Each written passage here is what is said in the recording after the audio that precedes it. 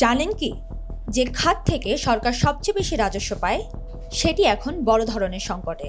গত 11 মাসে সিগারেট খাত থেকে প্রায় 5,000 কোটি টাকার রাজস্ব কম আদায় হয়েছে। জুলাই মাসে যেখানে প্রবৃদ্ধি ছিল 394%, সেখানে তা এখন তলানিতে।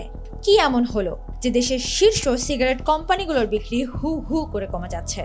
এর পেছনে কি শুধু ব্যবসা মন্দা, নাকি অন্য কোনো অশুভ ছায়া রয়েছে?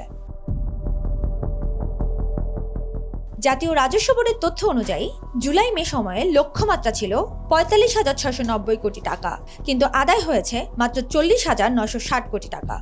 ব্রিটিশ আমেরিকান টোবাকোর মতন বড় কোম্পানির বিক্রিও বছরের ব্যবধানে প্রায় 872 কোটি টাকা কমেছে।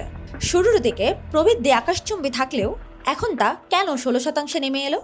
এর মূল কারণ হলো বাজারের একটি বড় অংশ এখন অবৈধ সিগারেটের দখলে।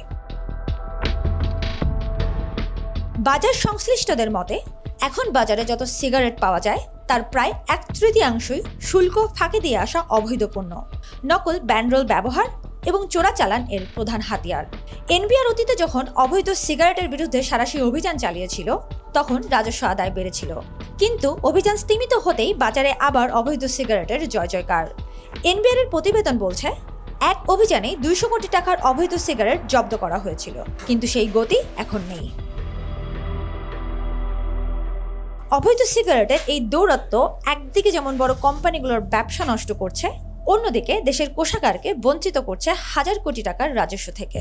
সরকারের এই বিপুল পরিমাণ রাজস্ব ক্ষতি রুখতে কি আবারও কঠোর অভিযানের প্রয়োজন, নাকি এর নেপথ্যে অন্য কোনো কারণ আছে?